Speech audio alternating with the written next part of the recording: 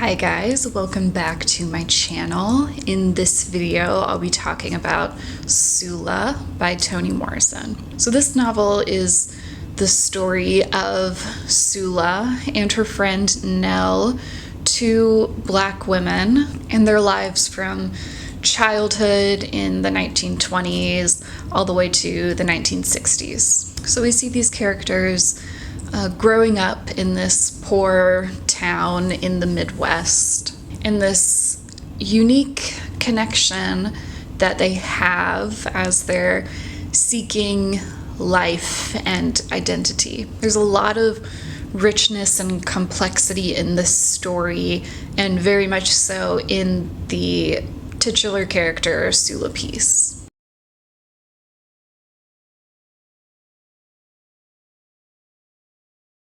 So the way we learn about Sula, the way she is written, it feels kind of like a historical record, or like we're writing about someone of kind of mythical proportion. She's this supremely individual person, and her effect on this community in the bottom is almost magical. She's a little bit beyond their understanding. With that kind of tone of recording history, the book starts before Sula and before Nell and looks at the maternal history of their mothers and their grandmothers. So we learn about the circumstances of the world that they're brought into, of the women that they come from, and how that could make two women like Sula and Nell. And it's a pretty significant portion of this novel. It's like the first 50 pages is delving into their history and their lives before they meet each other. When we see the women they're watching in childhood and the lessons that they take away from that. So for Nell, we see a grandmother in New Orleans who is a sex worker, and her mother, Helene, who has kind of a deep shame and rejection of all of that she came from. And so Helene has this kind of deep-seated need for propriety and dignity and to be respected as like a lady. And Nell certainly learns a kind of self-denial from her in that. The main difference being between Helene and Nell is that Nell doesn't really put her faith and her belief in that. She doesn't believe that acting correctly in that way is going to significantly change the circumstances of her life. It doesn't change the social reality of being a Black woman in this time period. She witnesses, and this is a really formative experience for Nell, seeing her mother as this light-skinned, very elegant woman being treated as badly as everyone else. She sees all of this on this trip they take down south to New Orleans. And it's kind of this moment for Nell of moving out of the phase of childhood where she's putting all of her faith and belief into what her mother says and beginning to think for herself and rely on her own perceptions of the world. She just has this kind of profound sense that she is her own person, that she can think her own thoughts and create her own reality.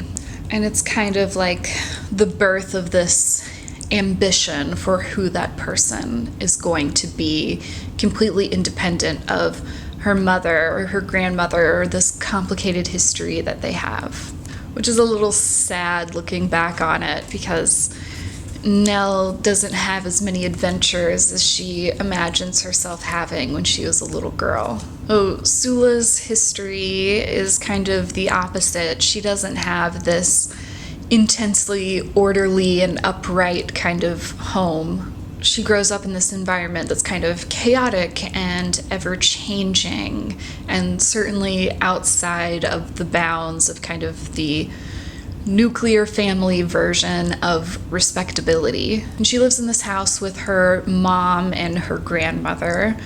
Her mom, Hannah, certainly doesn't fit neatly into the roles of wife and mother.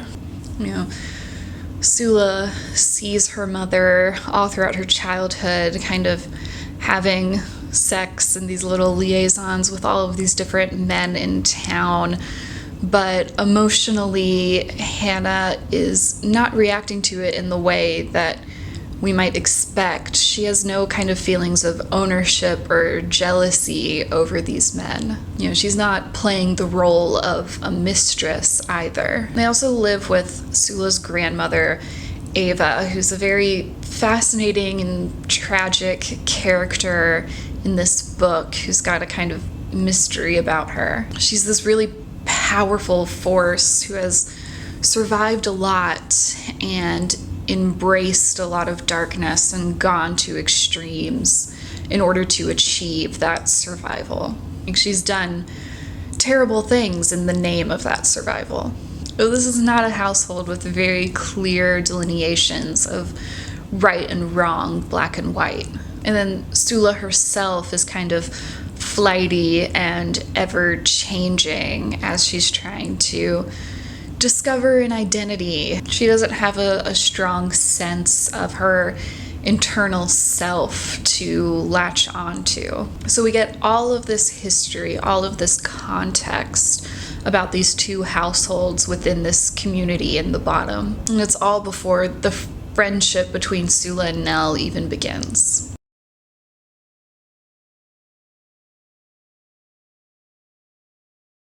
So something that the book explores a lot are the kind of overlapping and the blends between the personalities and the identities of these two characters. Sula and Nell become and really remain throughout the book the only people who really see each other, who really understand each other. They have a kind of soul connection, and when they are together in their girlhood, they think as one. They don't really have to talk about things, they just act together naturally.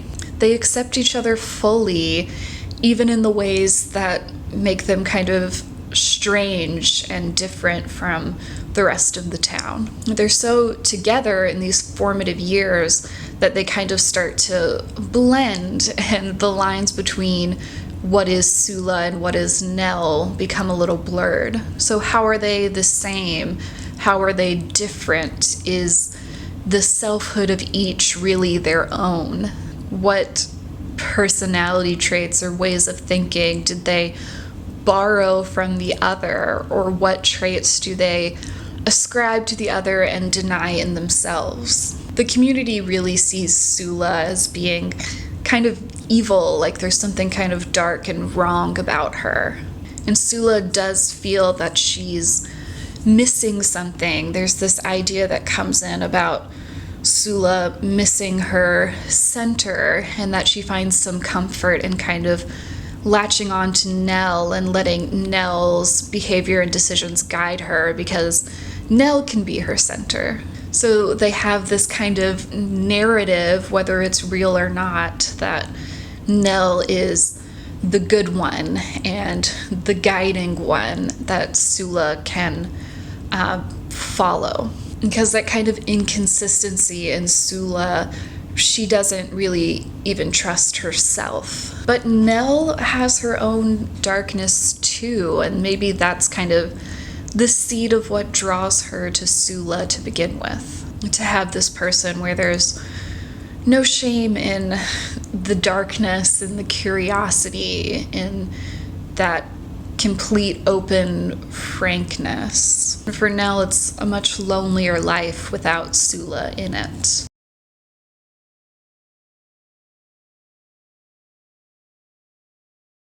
So we see them as girls being kind of individual and singular, and we see as they grow into womanhood these ideas of convention coming into play. You know, in this town, in the bottom, in this black community, there are expected roles that you have to play. There are things about yourself you have to hide. There are realities that you supposedly have to accept. And Sula is completely indifferent to that. She rejects those conventions, the ideas of normalcy. She doesn't play any kind of role that fits into the given framework these people have for what a Black woman in this time can be. And so they fear her and hate her for everything that her sheer existence represents about their own. Maybe in some ways that she's taking options most people don't even think they have. She's not a wife or a mother or a caregiver. She's not even like career focused or anything like that. She's just a person who is deeply curious and interested and trying to live and experience everything there is to life. And Sula's no actress. She's no pretender. She can't hide how she really feels about these roles, and she can't disguise the fact that she doesn't care about things that people think she should care about. So she really makes no effort to make everyone more comfortable with her.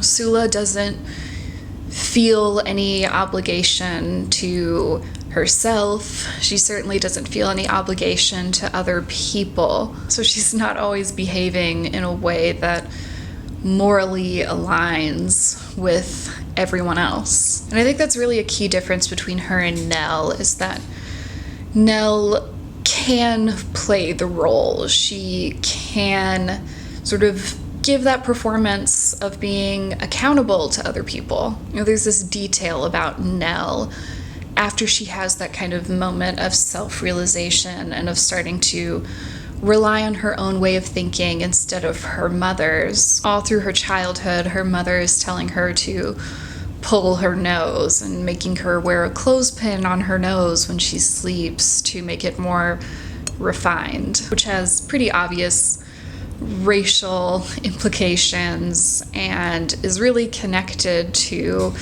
Helene's shame about her origins and her own status in life.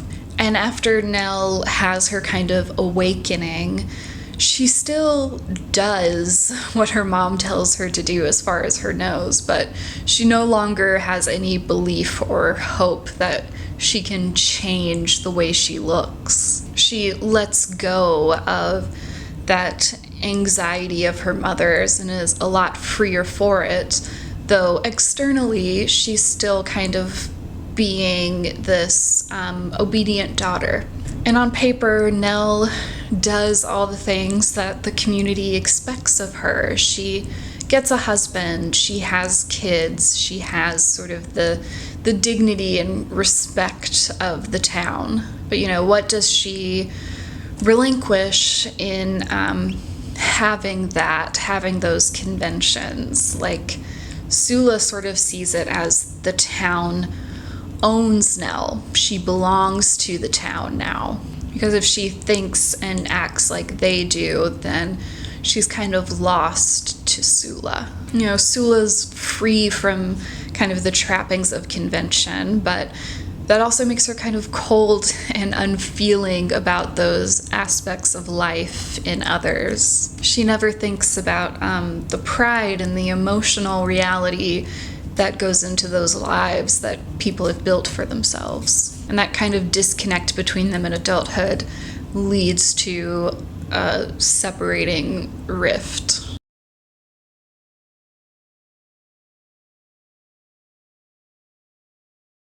And there's so much about identity in this book and the right of these women to seek an identity and to rely on their own thoughts and to explore themselves independent of the roles of daughter or wife or mother. The whole book, Sula is claiming the right to figure herself out and be her own person and to not answer to the claims of others. Perhaps to a fault, but She's certainly unapologetic about her existence, and really she's following the logic of her way of thinking. You know, like I said, the community that she's in has no context for a woman like this.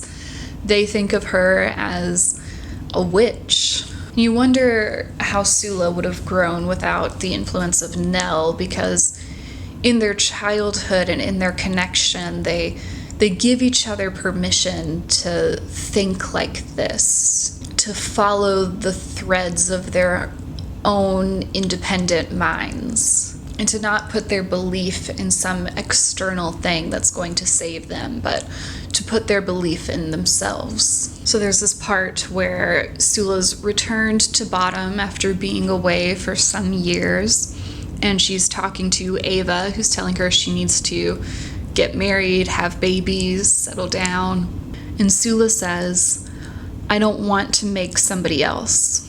I want to make myself." So Ava and a lot of people in the community think of that as being a selfish way to see things, but it's interestingly radical to be seeking yourself your whole life like that, the way Sula sees herself as in the process of being made, as unfinished. You know, even as Nell gets older and starts kind of saying the same things to Sula about how you can't just live a life with no attachments. You can't just be out in the world on your own. That the reality of life for Black women in this time period is that you just can't have it all. But even right up until the very end, Sula is questioning that. You know, on paper, Sula doesn't have a husband or children or a career. There's no super tangible way that she makes an impact on the world. But her impact on Nell, her impact on this community, just her sheer existence is monumental. Even long after that community has broken up and become disconnected, she has lived her life in a significant way, in a way worthy of notice. You know, she gives wholly to her own thoughts and feelings and thinks of herself first, always, which may not be totally correct, but it's certainly a radical choice for a young woman to come to. And she ends up being this kind of grand figure who has this invisible gravitational effect on the world.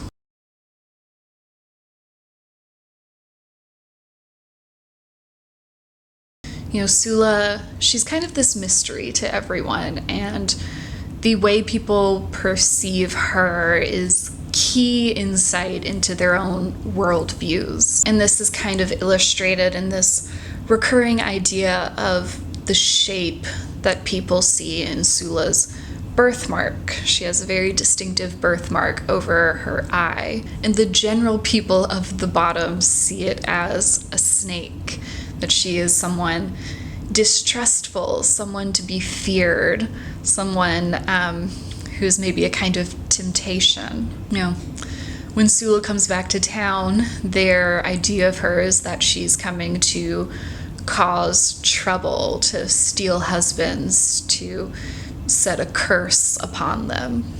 But Nell, she always sees that birthmark as a rose. Even in the part of the book where they are separated and their friendship seems fractured, when Nell consciously believes that she's done with Sula, that she's written her off, we know as the reader that that's not true, because she still sees the rose. We can see how she really feels about Sula before she's consciously aware of it herself. And the rose connects to the epigraph in this book. "Nobody knew my rose of the world but me. I had too much glory.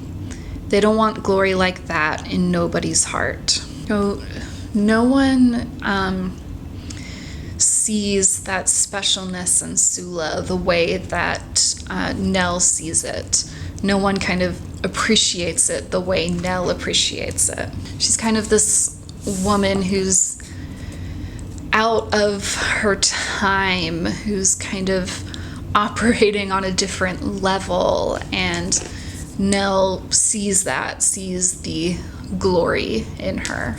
Sula's kind of otherworldly in some ways, and most people fear that, but not Nell.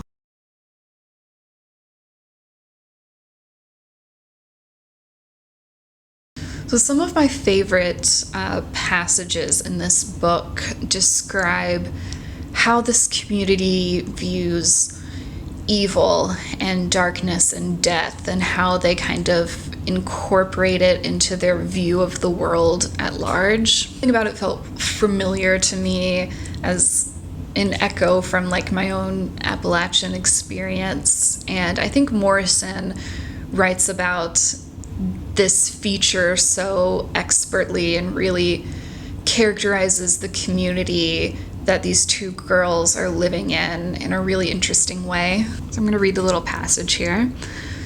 What was taken by outsiders to be slackness, slovenliness, or even generosity was in fact a full recognition of the legitimacy of forces other than good ones. They did not believe doctors could heal. For them, none ever had done so. They did not believe death was accidental. Life might be, but death was deliberate. They did not believe nature was ever askew, only inconvenient. Plague and drought were as natural as springtime. Skipping ahead a little bit, the purpose of evil was to survive it. And they determined, without ever knowing they had made up their minds to do it, to survive. Floods, white people, tuberculosis, famine, and ignorance. So evil and death is not to be lamented or battled or, gotten rid of. It's natural. It exists alongside life, and their role with it is to survive. It wouldn't be right to even try to eradicate it, because it is just part of reality, part of the world. So even though they believe Sula is kind of an evil force, they would never run her out of town. Evil and darkness is another aspect of God, and they could no more destroy that than the beautiful things. And though they think that she's, a curse upon them, her actual effect is the opposite. In the presence of a common enemy, they all hold each other a little closer. The women are better wives, better mothers, because they're kind of trying to show Sula how great all the things she's rejected are. Just across the board, the whole community is kinder and more open when Sula is in town. But once Sula is gone, they fall back into those patterns of meanness and a kind of disconnect from one another. And these effects are universal and very real, but nobody sees them except for Nell. When Sula's there, they are defiant. They're putting their best foot forward. They're showing that they will survive whatever darkness she's bringing. And that's the way that they deal with death and the hardships that are part of their life. And I think this is kind of key to what sets Sula and Nell apart, and what they recognize in each other without even consciously being able to say what it is. For them, the darkness and death, it's not just something to survive, but something that they're interested in, that they're curious about as like a key part of the human experience. Sula is out in the world and seeking every experience, every kind of emotion that she can find, and death is part of that. And when people outside of the two of them perceive how they view that and their interest in the kind of stimulation they get from learning about that. It's viewed as a flaw, as a coldness, as something wrong with them. But Sula and Nell understand that darkness that they each have, and they really accept it in the other. And it bonds them and allows them to be these full, real, honest people with each other. And I think that's kind of where their soul connection lies, that they understand that seeking life is the same as seeking death.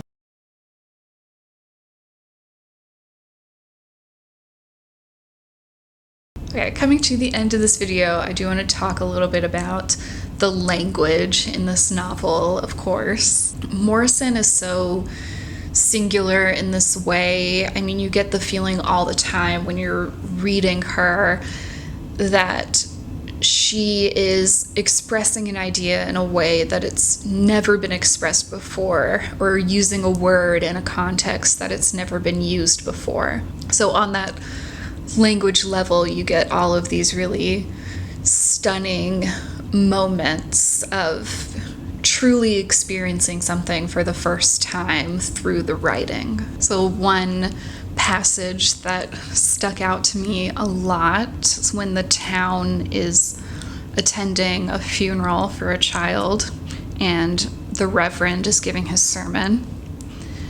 They did not hear all of what he said. They heard the one word or phrase or inflection that was for them the connection between the event and themselves. For some it was the term, "Sweet Jesus." And they saw the lamb's eye and the truly innocent victim, themselves. They acknowledged the innocent child hiding in the corner of their hearts, holding a sugar and butter sandwich. That one, the one who lodged deep in their fat, thin, old, young skin, and was the one the world had hurt. Or they thought of their son, newly killed, and remembered his legs and short pants, and wondered where the bullet went in.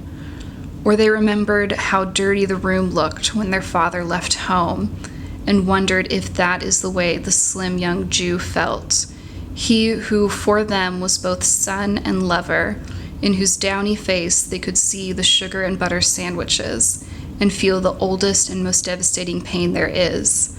Not the pain of childhood, but the remembrance of it. And what a way to characterize the collective emotion at this event, and what the death of a young person brings to mind in different people. Another passage that really struck me is after Sula is experiencing her first kind of heartbreak and her first sorrow at the absence of someone. Every now and then she looked around for tangible evidence of his having ever been there. Where were the butterflies, the blueberries, the whistling reed? She could find nothing, for he had left nothing but his stunning absence. An absence so decorative, so ornate, it was difficult for her to understand how she had ever endured, without falling dead or being consumed, his magnificent presence. I think in that passage, the use of the word decorative to describe this man's absence, that's a way no one's ever thought about that before. That's a description that's never been written before. I just get that feeling all the time when I'm reading Morrison. Okay, so there are not a lot of characters in fiction quite like Sula. This novel is pretty tight. It's not too long, but there's so much richness and depth. I mean, I've kind of barely started to get into it in this video. So I'd love to hear your insights and your experiences with this book too. Okay, so thank you for watching this video, and I'll see you next time. Bye.